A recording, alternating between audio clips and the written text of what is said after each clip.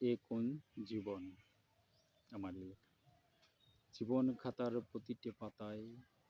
সাহারা মরুভূমি, বৃক্ষহীন তপ্ত বালুর মতো হৃদয় বিনার তারে সুর ছাড়া বেসুরে, সময় ছাড়া অসময়ে উঠে বেজে ব্যথা ভরা ছিন্ন বিনার তারে বর্ণ পরিচয়ের অচেনা বর্ণগুলো অগোছলভাবে থাকে আমার পিছে তীক্ষ্ণ দৃষ্টিতে পথের দিশা দিতে